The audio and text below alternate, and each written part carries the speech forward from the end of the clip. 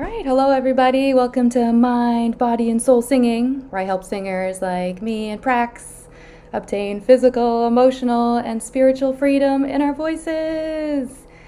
And welcome to my MTD recovery series, where I talk to singers who have MTD who are in recovery. And yeah, so this is Prax. I've been teaching you for a while now. Mhm. Uh, Probably, how long? probably almost a year. Yes, Year. it's been a great journey together. And if you don't mind, what if we start from the beginning and you can just tell everyone your story, like how you Yeah, got the diagnosis and everything? yeah. Okay, so like my primary instrument is violin, but I've always sang, like I sing in church, like throughout my whole life. And I had voice lessons from different teachers in college and high school, like all throughout. And it was very, very frustrating because I always felt like I had a nice sounding voice, but it was always really difficult for me to just sing simple things. So it was like really frustrating. And like a lot of voice teachers that I had, they didn't know that. I guess they didn't know what muscle tension dysphonia was, or they didn't know what was going on with my voice because they would just give me like normal vocal exercises, but they didn't work because I couldn't like go from this note to this note to this note because of all the tension and stuff. So like I've written a lot of songs. I had a band in college and stuff, and like over COVID, I went to record my album, like 10 songs that I have. I put them into an album, and I recorded it one time, and I sent it to like some of my friends for feedback. And one of my friends who's also a violinist, she was just giving me feedback, and she was like, "It's interesting, like how your voice changes tones a lot." And she said it in a way like not like it wasn't really a compliment. It was more like kind of feedback, sort of criticism, not bad criticism, but I was like, wait, that is kind of weird because like it's I'm supposed to sound, I'm not supposed to, but like it's when you sing, it's supposed to sort of sound like one voice, I guess, because of the tension and dysphonia. I was trying to maneuver and find ways to sing certain notes which weren't really natural, and it Mm. didn't allow resonance or anything to come through. So I started searching after I listened to got my feedback from the album. I started searching on YouTube for like different videos and stuff, different breathing techniques and singing things. And then I came across your videos, and I was like, "What?" And Mm. like you had a warm up with the straw, and it was like a neck massage and all these different things. I'm like, "Oh my gosh, is this what has been wrong with me all these years and stuff?" And I was watching your videos about your diagnosis and how you went to different doctors and stuff like that. And you went to Berkeley too, just like me. And I don't know if you had the same issues with your teachers there, if you had a good teacher that knew what was going on. But like, yeah, and then you said you went to like a bunch of doctors and they told you. So I was like, wow, like what a blessing it is to find you in your videos, because like I don't know what I would have done. Like, so after that I re-recorded the album and it sounded much better. So Yeah. now I started taking lessons with Oh, thank you. it. Yeah. So you were never like officially diagnosed. You just saw the video and were like, Yeah. "Oh, that's my what Yeah, I have." exactly. I was never officially diagnosed, but like as soon as I did start doing your exercises, like it switched. So I was like, that must be what was wrong. Yeah, I find it interesting that vocal coaches couldn't help you because I'm a vocal coach, and I think like the thing we are trying to train out of singers is tension. That's like the number one issue I think for every singer at some point. Like it is like an issue for every singer, I would say. Maybe there's the odd one or two that never have an issue with tension, but I think we all experience strain and tension in our voices. Mm-hmm. So yeah, so I always think of it this like when I'm teaching, someone with MTD, it takes two to tango. So you can like lead a horse to water, but if they don't want to do their vocal exercises, then what can you really do? But it's been so great working with you because I just feel like every week you're improving, and I'd love to for you to just share like what's your practice regimen like because Okay, you are so successful at improving every week. It seems thank like. you. What do I do? So you record the lessons. So I download the lesson. Well, I wasn't downloading before. I was just listening online, but now I started downloading the lessons, and I go through the lesson because like you always start with different exercises, and I tell you like, oh, this felt comfortable or that felt comfortable, and then you always like have something helpful for me. So I just go through the lesson video, and then I go through. So far, we worked on three of my songs. So I'll go through um, my songs after the video with the straw and the water, and then I'll try to sing it without a story. And then if there are any notes or any parts I'm having trouble with, I'll like apply some of the technique from the recording into my running through the songs. And then I try to do that like I'll probably do it on a good week. I do it like maybe 5 days in the week, and then I don't even have to think about it. Like I notice, like when we have the lesson the week later, if I've been practicing, like it starts to solidify even more. So that's also why like I'm excited, and it's fun to practice because like it's happening naturally. Like the good things are starting to overtake the bad things. But then when I take a break, then the other technique starts to kick, the bad technique starts to kick back in. So Yeah. Yeah, so you're developing the new muscle memory, and also it's like going to the gym, right? You're just strengthening and training those muscles, which it can be so much fun if you have like a daily practice. And I think a lot of people with MTD, including myself in the beginning, we kind of just give up when we don't have like instant results in like 1 week or something. And yeah. I think that's also the culture too. So to like, all right, fix me, give me this pill, or maybe it's this thing, and once that thing is taken care of, then my voice will be back. I just want to be back to the way I was. But I think like holistic healing, and like you already have experience with learning the violin, and this is why I love lessons, because it teaches you that good things in life take dedication and work and showing up like every day, and uh, it's such a beautiful lesson to learn. And I just see it's just interesting working with students, and certain students will rise to that and practice, 5 days a week, and certain students won't practice at all, and they're just bummed out every week. And I keep trying to remind the student, I'm like, we're not expecting miracles. Like, we need to put in the work, and we need to go through it to get to the other side. And I think also with MTD, there's this component of fear. So, like, we've maybe had trauma from this tension. So we associate singing with sort of trauma. And so to like retrain our voice, when we're feeling pain or tension, it feels like we should not do it. It feels like we should rest. And I also notice a lot of MTD people, including myself in the past, will stop talking, stop singing, instead of retraining, because it's so triggering physically and emotionally. Like, did you have any of those feelings? Like, what was your MTD like? Was it just tension when singing? Yeah, so it was just tension when singing, and it would happen when I would like go from like a low note like ah, and then I try to go like ah, like I wouldn't be able to do that. It would like choke up, and then I would end up like having to force it out some other type of way, and then I would feel the tension, and then it wouldn't even sound good. Yeah. Yeah. Yeah. So, like, nothing in your speaking voice, just when you're singing, you felt like it was a lot of muscling to get those notes out? Yeah, nothing really in my speaking voice. Yeah, just a lot of muscling to get like just over half of the notes out. Yeah. And I think that can be, with some people with MTD, that's really all it takes is to just retrain the muscles.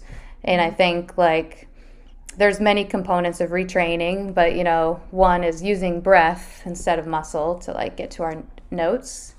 Like, what have been your favorite exercises? What has helped you the most? Well, this past week, my favorite exercise has been the Ming. The Oh, the Ming, Ming, yeah. yeah, because like At first I was like, okay, but then I started doing it and I see like it really does line everything up. And then Yeah. it's also helpful too, like you were saying last week, like going through the songs. If I'm having trouble with a note, I don't have to sing it the word. I can just say Ming, and then I'll have it. I'll be used to where it is, and then I can just replace it with the word. So Yeah. yeah, that's one of them, and then the other one is the straw and the bubbles, Mm. and the baby voice is helpful because Mm-hmm. in speaking, thinking about speaking, and then also like the engaging the muscles. I used to always hear like a lot of my favorite singers like Luther Vandross and stuff. They used to talk about when they sing to hit notes, they would squeeze their butt muscles, and like you Yeah. told me to like press like that. But now I'm like, oh, that's what they meant, like squeeze the booty. So now Yeah. I do that sometimes, and that Yeah. helps. Awesome. Yeah. So, in case people don't know what like Ming or the baby voice is, it's basically twang.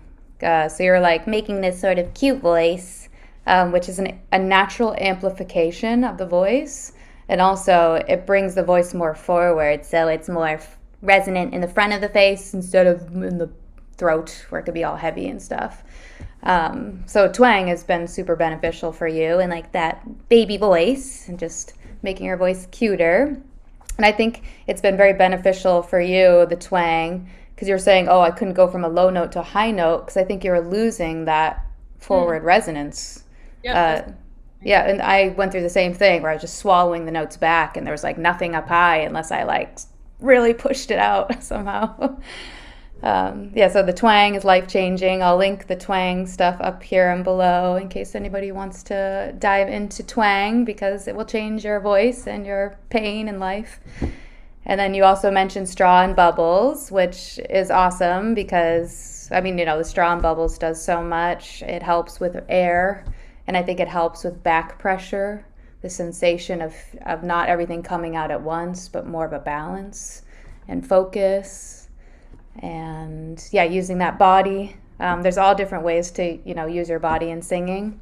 I think in singing it's called anchoring. So using your body as an anchor to sing. And I never forgot my speech therapist back in the day. She just used this example, which at the time I could conceptually understand what she was talking about, but I couldn't apply it. Maybe I told you, but it's like I don't have a pencil. But if this was a pencil, like you don't see someone writing like this. Like you can mm, compare this to the intricate little muscles in your voice, and this is your body.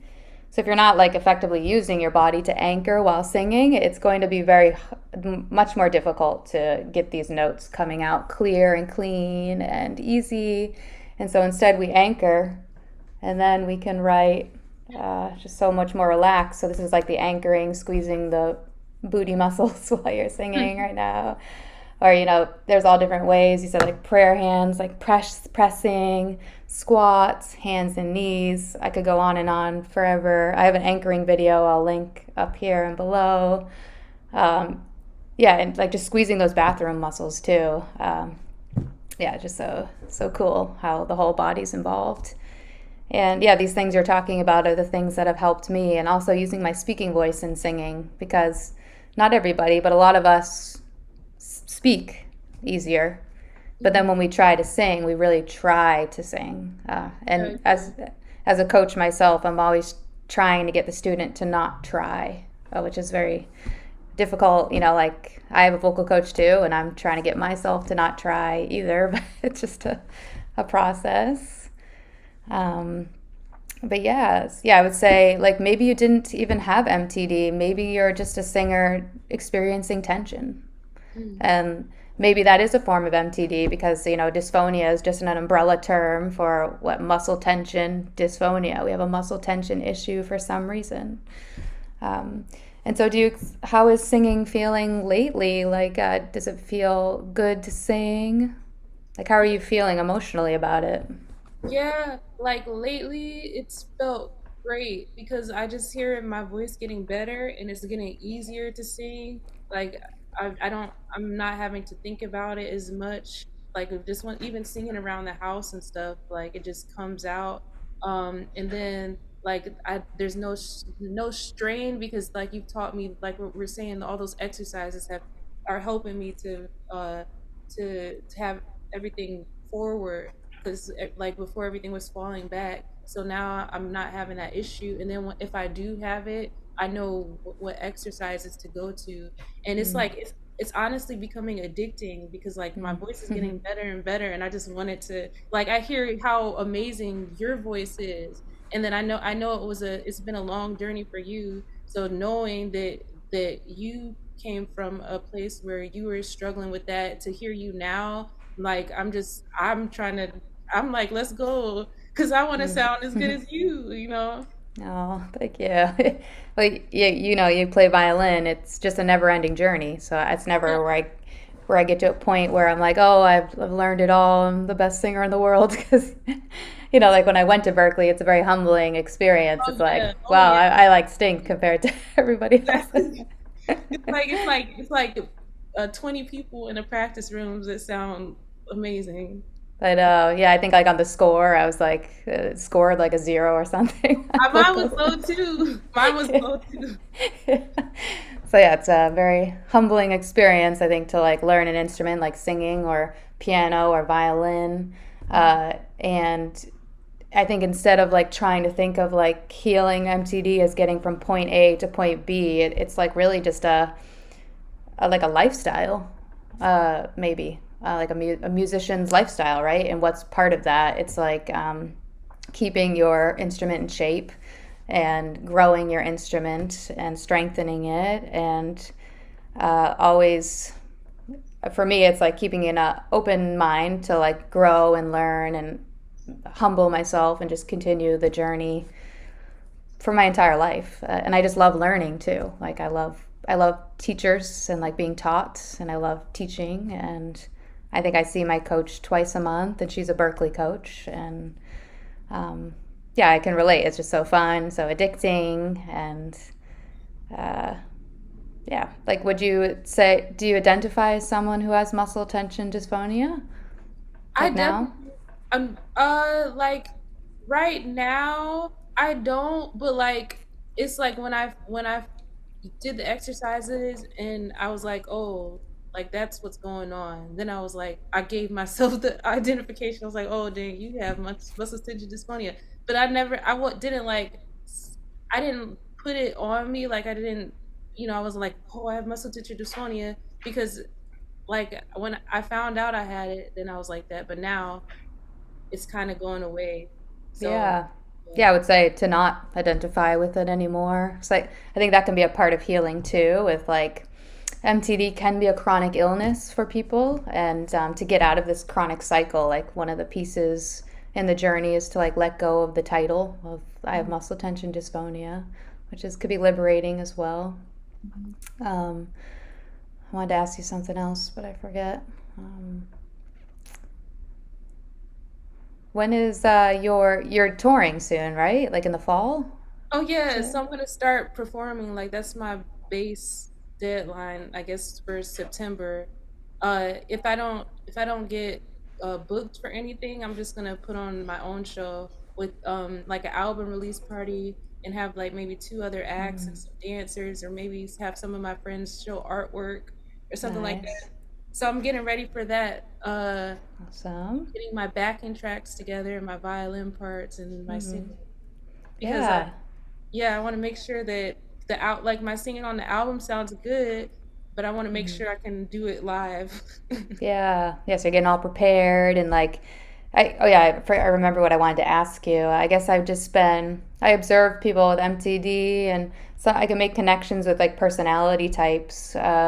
I've noticed in you, or not even MTD, like, which is vocal students, like there's different kinds of personality types. And I would say mine is more of an anxious, I can be like doubtful, anxious, fearful sometimes. And I've noticed this like in certain MTD students as well, like close to tears and things like that. Perfectionist, type A, controlling personality types. I don't feel like that's you. I mean, I don't know. Like, I feel like, yeah, you don't seem that way to me. I don't, there was a point in my life when I was like that, but then like over COVID, I had a lot of different experiences that, and I learned how to I learned a lot of different practices and stuff to do. It helped. Hmm. What And practices? well, there's this one book called The Power of Your Subconscious Mind. That's a really amazing book that helped me. And then like yoga and qigong and like learning about my chakras and like having an altar and stuff like that. Mm-hmm. And yeah, just and then like journaling more and just knowing like the things that I need to go to every day, like when I'm if I'm feeling off or if I'm feeling depressed or whatever, like I know why. It's before it was like, oh, what's going on with me, but now I Mm. know that if I get into the moods or the funks or whatever, I can take some time to be sad and cry or whatever I need to do, but I know that in order to feel better, number one, I have to practice my violin because that always gets me. Like throughout, I started playing violin when I was 5. Throughout my whole life, like even when I wasn't practicing consistently, sometimes like as much as I wanted to, like there's never been a day that I didn't think about my violin. So Mm. like I always have to go back to my violin and practice it. And as soon as I do, like I can breathe, and then like while I'm practicing, I sometimes I get like messages, and I have all types of epiphanies and Oh, stuff because wow. I'm in like a meditative state and everything. And like something interesting about my violin is that like you always hear about people talking about when they played violin growing up and how at a certain age they had like some kind of breakthrough and their playing like skyrocketed. I feel like that's me right now, and I'm 28 and I'm Mm. having like a breakthrough with my violin and with my singing. So Yeah. really cool. I'm happy Yeah. with that stuff. That's awesome. So it sounds like you've really worked a lot on spirituality and mental health. And I also like the application to like your instrument. You look at it, so do I, as like a spiritual channel, Mhm. where uh, which is really cool. And maybe that can be helpful for if anyone's struggling or fearful to practice their singing instrument, to kind of look at it like as this, or I told my students this too, like you can, I don't know if this is spiritual or not, but you can become like friends with your instrument. And the only way you can become best friends, like you're saying, you're thinking about your violin and just want to be with your violin, is you got to be with your best friend. And so, with the voice, if that's your instrument, you have to be with your voice every day, and or lots of days. And maybe it could be like a safe, comfortable place that you can do for yourself, whether like an altar or you can burn sage and make it a whole nice spiritual thing where you feel like you have a safe space, and then you can be with your voice every day in a gentle, loving way. It could be a nice way to like start getting that practice, just bringing spirituality into it. And I totally know what you mean with the channel. Like I feel the channel like on stage, a lot. Like I feel like I'm not myself anymore. I've been like carried away to like the galaxies or something, and something is shooting through me, and I'm like this full of electricity. And oftentimes at the end of the show, I'm very tired because I feel like that channel has been. I'm working on that because I feel like some of that could be also fight or flight energy, my nervous system stuff. But I don't know. Um, well, where's I going with that? I don't know. But yeah, so I feel like to be a healthy singer, it's not just about training the physical voice, even though that's probably one of the big important components, of course. It's multiple things. So it's not just one thing that we can take away or put in to heal when we want to heal our mind, body, and spirit. It's many things. So I also do yoga and meditation, and yeah, I think what you mentioned earlier, just by knowing what's happening to you, can create this, I guess, layer of safety. Whereas in the beginning, when I was very sick, I didn't know what was happening to me. And so your mind can really just go crazy with what it could be. and Yeah. but then when you figure these things out, like, and not just like, oh, what's happening to me and my voice here, but what's like happening in my mind and in my body and in my life, and like really taking a look at like how you're living your life and how it could be adding to like emotional, physical, and spiritual pain. That's why, yeah, qigong, yoga, meditation, nature walks, a relationship with the universe or God, whatever that means, I think is so important. And I, Oh, yeah, sorry. And go ahead. another thing too is I have two big mirrors in my house, and I follow a bunch of different YouTubers and stuff, and every so often I'll hear them like say a really powerful quote or something like that. So like my mirror is just full of quotes, and I Oh, make myself read them like when I have to do an event or when I'm feeling nervous. I go mm, through them and I say them out loud, and that helps too.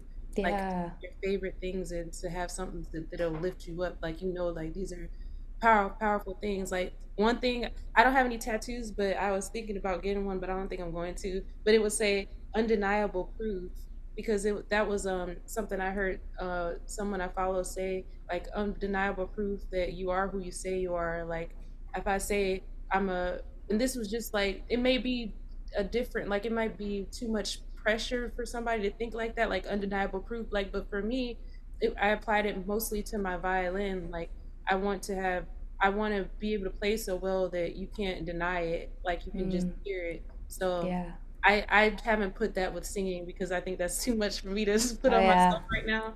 But yeah, that's just one thing. But then other just nice things like, uh, uh, yeah, it's a lot of stuff over there. But yeah. oh, that's awesome. Yeah, I'd love to see a picture of it if you want to share or something. Yeah, at one point I'll put it on social media. Yeah, that's so, Like yeah. one thing it says, unstoppable confidence is about rejecting everything you've been taught. So Mm, like getting rid of the ideas and stuff that and the opinions that people put on you, or like, if you meet somebody and they'll be like, "Oh, you seem like this type of person," or you seem, it's like, "No, you just met me. I don't seem yeah, like any type." So like just whatever helps you, it's yeah. Yeah, you're talking about like training your mind. Like we all do it no matter what. And I feel like having good mental health requires work, and having bad mental health requires work. And I think when we have poor mental health, there's probably like lots of terrible thoughts going through our minds. And if we can start, and that's a lot of work. It's just like a replay. It's like this movie that's like playing over and over in our minds of terrible thoughts. And I think the same could be true with, and then we reinforce it with more bad thoughts, and it's just this, thing that we create. And I think the other side to it is you can choose like which work do you want to choose. And yeah, Mhm. for me, it's like I want to choose to like train my mind to like think more positively, because I can be very fearful. Um, I can experience a lot of anxiety right now and in my life. So yeah, just the programming and what am I saying to myself and what's my spiritual practice. Like my friend Christine, she shared with me her mantra. She's doing a lot of shows, and I really loved the mantra, which is I have nothing to prove. And that really resonated with me because I just feel like when I'm on stage, I have to prove something. As the perfectionist that I've been suffering with perfectionism and feelings of imposter syndrome, and like, oh, they're gonna find me out that I actually sink. Mm. But like, what if I have nothing to prove at all? Then it just feels like for me a relief.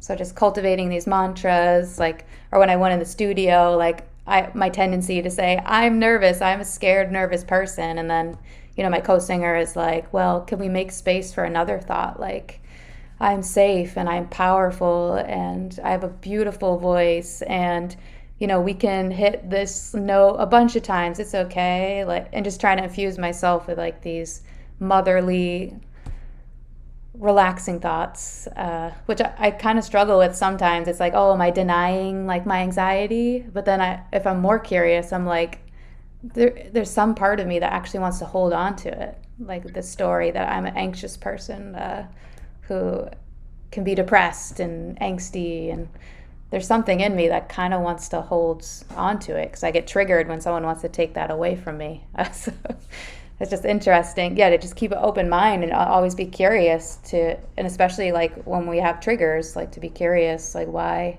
does this make us so upset? Yeah. And Yeah. vagus nerve. stuff too, like vagus nerve, the in your ear, there are the points, and if you just go like this, and Ugh. and different exercises and stuff like that to help. Because well, I'm not gonna say I have an anxiety, but I feel anxiety uh a lot. Like it's gotten better, but sometimes it used to be like really really bad, especially like social anxiety and stuff like that. Mm. So yeah, I understand too what you're saying. Yeah, so you do like vagus nerve Yeah, things, like. biggest nerve exercises like on YouTube. I have like a whole playlist. So like it's like there's a point in your ear right here. And if you massage it, it activates, it stimulates the vagus nerve, and it immediately helps you feel relaxed. And then Oh, like tapping, it hasn't worked that well for me, but like if you're in a public situation, just tapping and having like affirmations that you go to that you say, and then like when you go into public, playing I Spy instead of focusing on the people, you can be like, oh, I see this color or I smell this thing. And then like with performing too, um, like reminding yourself that the people are there to experience your gift and they want to hear you, and uh, yeah, just that you're there to share versus there to have to do something. You know what I mean? yeah. Um, Maybe I can grab that playlist from you and we can put it in Oh the yeah, I have so many description. links. If Oh, you want nice. the links, I'll send you the link. Yeah, I, we'll throw it all in the description so everybody could try those things out. Yeah, Mhm. I think these are all just different. Like sometimes people will come to me and they'll be like, "What did exactly you do to heal?" And like step by step. I'm like, I don't think it's works that way. I think you have to ask yourself some things, and I would always be careful of like if someone is like I don't want to call myself a healer, but like as someone who's healing themselves always and trying to help move people in the direction of healing. Like I don't really know the answers. What I'm trying to do is I feel like we know the answers. Like, and I try to encourage like people I'm trying to help that you should ask yourself that, like those Yeah, questions. Like maybe somebody wants to do qigong, maybe someone wants to do yoga, someone wants to do like I've tried acupuncture. It kind of creeps me out. Maybe I'll try it again. It's been a few years. I'm more open to it. So it just scared me, the needle thing. I love massage. My boyfriend doesn't like massage. He likes acupuncture. Physical therapy really helped me, but I think you could probably get the same benefit maybe in another modality like yoga. So there's all these like spiritual things we could try, and they're all moving in the same direction, and that direction is like self care and developing a relationship with our mind, body, and spirit. Mhm. I think these are all modalities to help develop that relationship. Mhm. Yeah. What do you think? Yeah, I agree. Another book too is a book called Effortless Mastery. Did you read that at school? No. Oh, you should. I think you would love that book. Yeah. Um, yeah, it's called Effortless Mastery. One of my classes, they made us read it, and then I went back to it and read it over COVID. But it's just about um, like it's getting rid of expectations with your instrument. Mm. So, like, just like okay, you play an A note on the violin, and like maybe it doesn't come out as you want it to come out, but it's like it's okay. It's just like what you're doing is amazing. You're bringing a sound from thin air, like you're Mm. making a sound, like that's just amazing in itself. So it's more about just uh connecting with your instrument and just letting what comes out come out and not being ashamed of what comes out. And Yeah, I love that. mhm. That's a good book. Yeah. Yeah, I got to read that one. Yeah, that's a great point. Because I've noticed I become like, we can all be like, judge our voices or, our instrument playing, I think. And it comes from maybe a good place of wanting to do better. But I feel like all that judgment, yeah, is not effortless. It like adds this like really inflexible, painful, sort of heavy weight to like our experience. Because it's kind of like how we're thinking about an experience is how we're seeing it, and And for me, like I'm kind of in that journey now where when I go on stage, I guess I had the expectation that I could like get to this place where I would have like the perfect voice like for the hour set. And like I assumed that like someone like Grace Potter, who I look up to, is a great singer, like has that perfect voice. But then and so again, like, yeah, like thought work and how you look at things, and you're saying expectations. It's like, actually, no, nobody has a perfect voice. And to drop those expectations, like, I think the most solid example I have is like, I just struggle so much with my students' recitals, and I've been doing a lot of work on that. Like, I struggle because if I mess up on stage, then everyone will say, oh, she's like a terrible teacher, especially if I'm like messing up over the kid's song, which happened this last time a few times. But I was so proud of myself because the way I decided to think about it, because the way we think about something can be a decision the more we work on it, like you're saying. And like to release those expectations is also a decision that we can make and practice over and over again. And I was messing up all over, like, also, like the way I'm thinking about it now, I only messed up a few times if I'm checking myself. Like my mind can just say, I messed up and did terrible, but actually I did pretty amazing. And I just messed up a few times. And it was like on piano, like the instrument that I am more self-conscious on. And as I was messing up, like I said, I'm not going to take this away from myself today. I'm going to let myself enjoy this experience as an imperfect person. And it was just so liberating.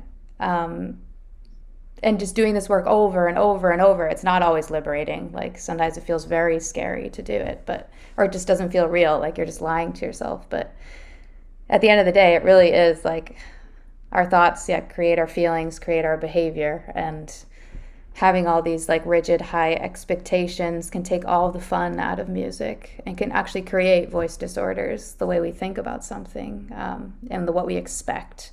And we're acting kind of like this mean judge to ourselves with conditional love. And then to take away those conditions and to like love ourselves unconditionally, like you were saying, like, oh, just listen to that beautiful note, can sound so scary because we're not raised also in a culture that does that. So it's kind of like, it's more of like this sort of, it's not an absolute, like you're good or you're bad. It's kind of more in the middle.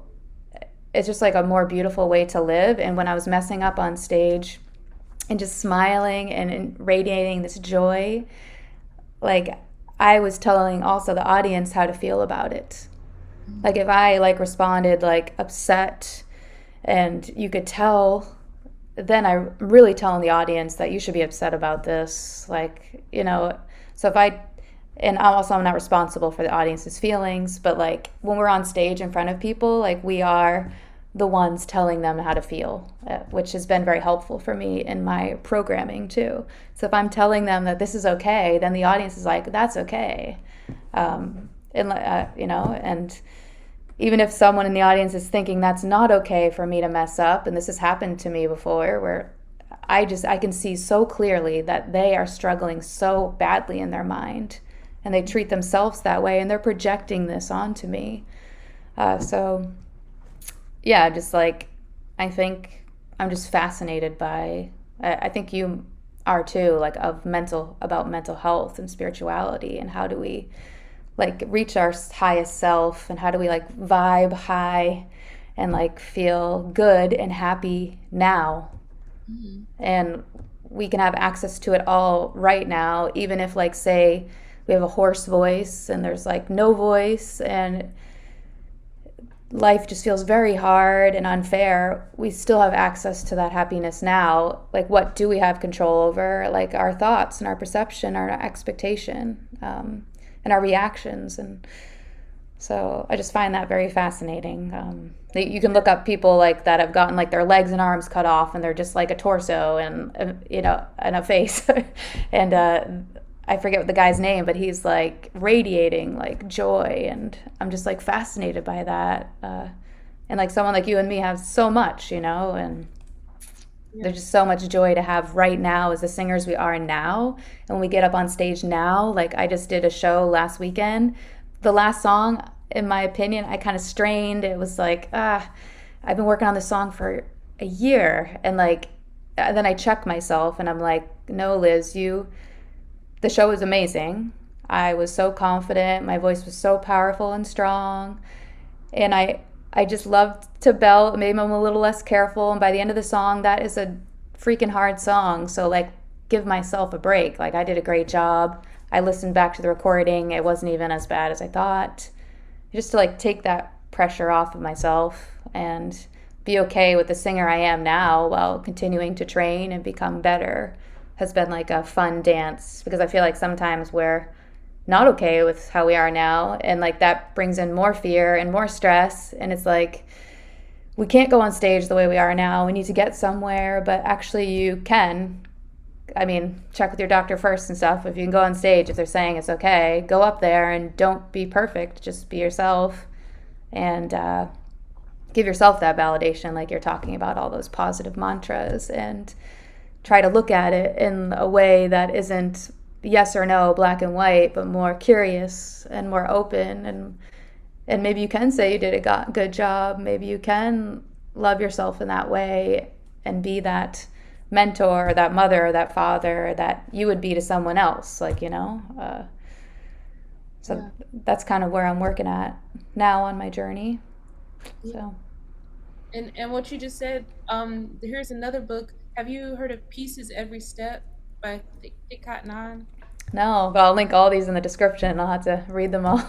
Yeah, that's a good one too. It talks about being present and in the Mm, moment and stuff. That was like the first was the book that I read that helped me uh yeah. my mind perspective. I really like your perspective too. Yeah, being present in the moment. And you were saying, like, when you're with your instrument, sometimes these messages will channel through you. Because Mhm. I think when you're getting messages, you are so present and you've released control. And you Mhm. are instead, what is that? It's like not control, but it's like you are open to the messages of the universe. You're opening up this communication to work with the universe to create beautiful music. So it's kind of like the ego. I'm learning about the ego now, which is not bad, but the ego is not really involved here.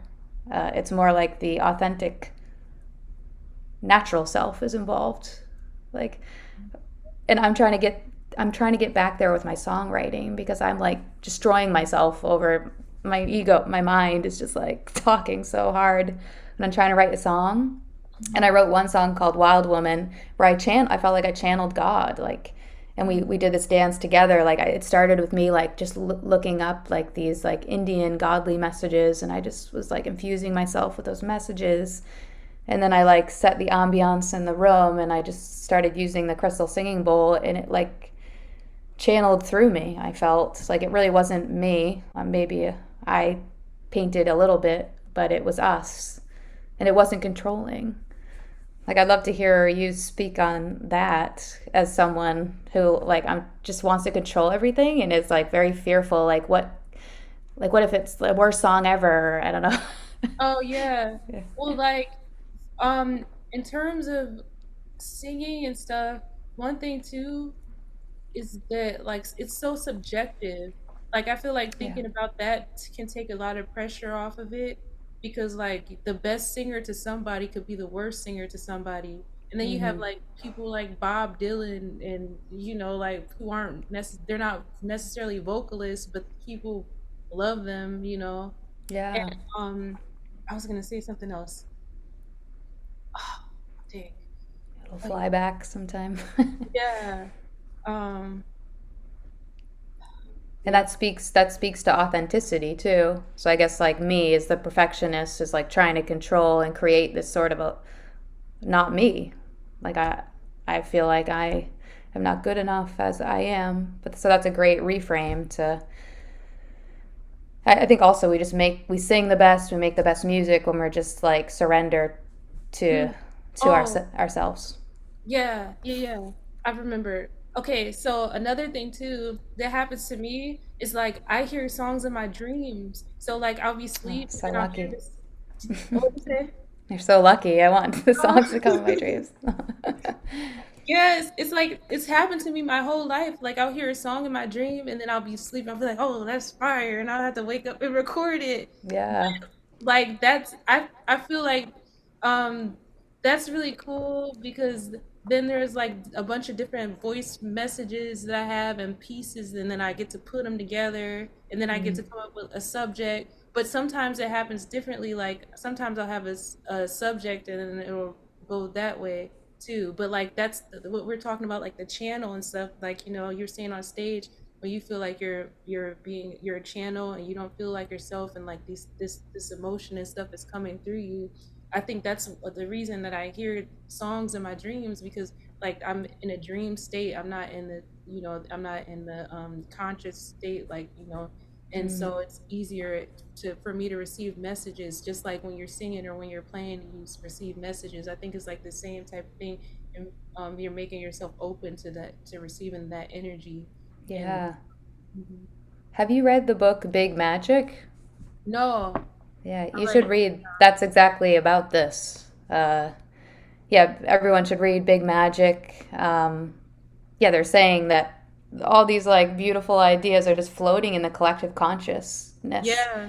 and that's why it's important to show up, because like this like beautiful song ideas just float in here, but if I never sit down to write, or if I Mhm. just do it like once a week, which has just been my struggle and trying to compassionately get through it, but how do I get back to like coming to my piano every day or every other day, and then like checking in with this with like uh saying I'm here and I want to write, and then like I don't know, and also the book brings up like the collection.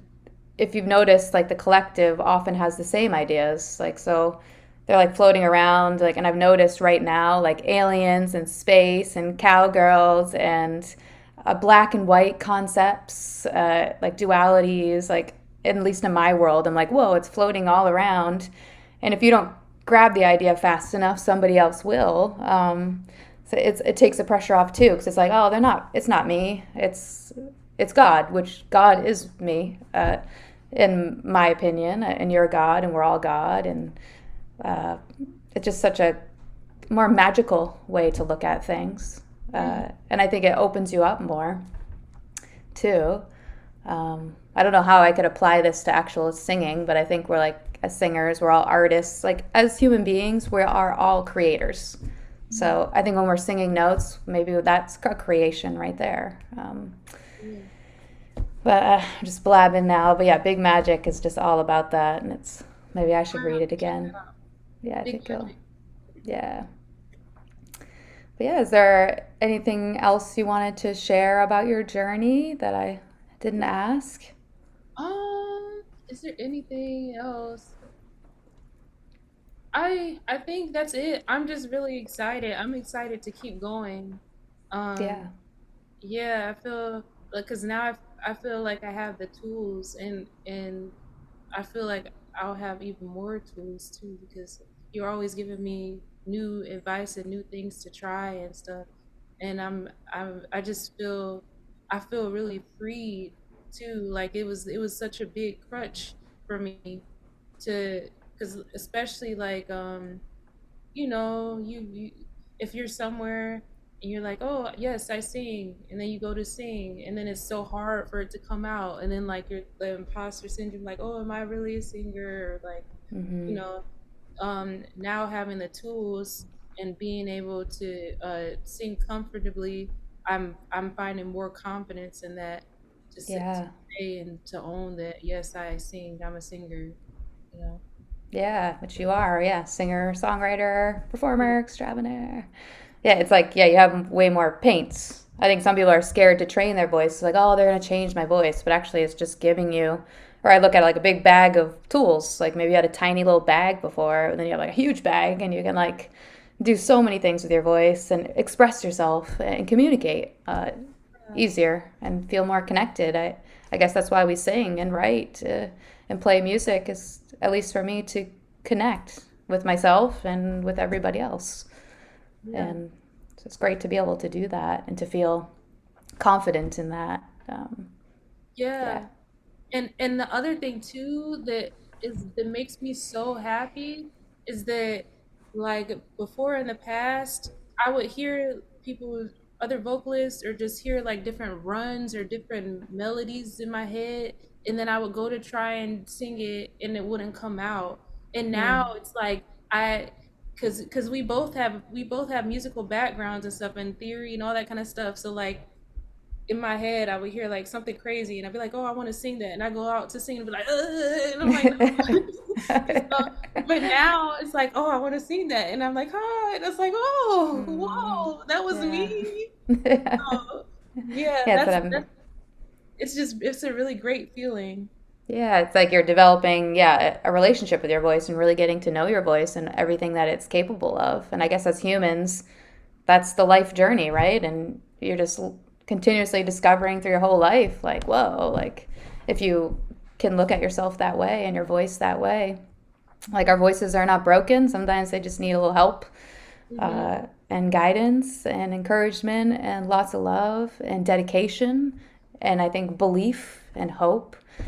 And I suppose this is why we're doing this video today. Is like, I feel like, especially belief and hope of healing. I just hear like people come to me and they're like, "Oh, I'm in an MTD like support group, and everyone's just saying like, like the most terrible things, like no one's healing." And I've been in that too. So I just recommend get out of those support groups that are terrible and try to find, videos like this one and just like really looking for doctors and humans and collectives and communities that are healing and say that you can heal and giving you that belief and hope. Because without the hope and the belief, you can actually just stay chronically sick in your voice, mentally, physically, and spiritually for the rest of your life. If that's what you believe, that's what's true. So it seems like maybe woo woo or just like, that's not going to help. But yeah, the mind, as we've said in this talk today, it helps a lot, a lot. So Yeah, I think that everybody who's like struggling or feels imbalanced or whatever, I think that each person has different things that help them, and you just have to come up with your things to go to, because yeah, you might suggest meditation to someone and they do it and they're like, "Oh, I'm not with this," whatever, and then they might be like, "Oh, I don't want to do any of this type of stuff." yeah, You just have to find what works for you. yeah. It could be fun journey of self discovery and I suppose a lifestyle change in a sense. Yeah, to find that out for yourself. Yeah, yeah, it took me like a year to even like yoga because where I come from, it was just like I wanted to just do these fast, intense workouts. I didn't see any point in the shavasana, like laying down at the end. I was like, all right, get me out of here. I was trying to sneak out early and stuff, but just going off on a tangent again. But just say like to give yourself time too to like experience these things and just keep an open mind and yeah. Yeah. All right, so why don't you tell I'll put them down in the description below, but where can we listen to your music? Oh yeah. Yeah. Um, you can look me up on any streaming service. My artist name is Prax Zxari. That's Prax space Yeah. Zxari. Yeah, And I'll link it down below too. thank you. And you can go and follow me on Instagram. I have lots of stuff there, and that's the easiest way to see what's going on. Nice. And you have a new music video, a new single out, and you're dropping Yeah, more singles, so you it's gonna know. be amazing. All right, well, so amazing being with you and chatting as always. And I feel like we're on the same path, and it's fun to Cool. walk it together. All Yeah. right, Thank you. well, Thank you so much. you're welcome. Bye. See you Bye. Tuesday. Yeah, see you. Have a good day. Yeah, you too. Bye.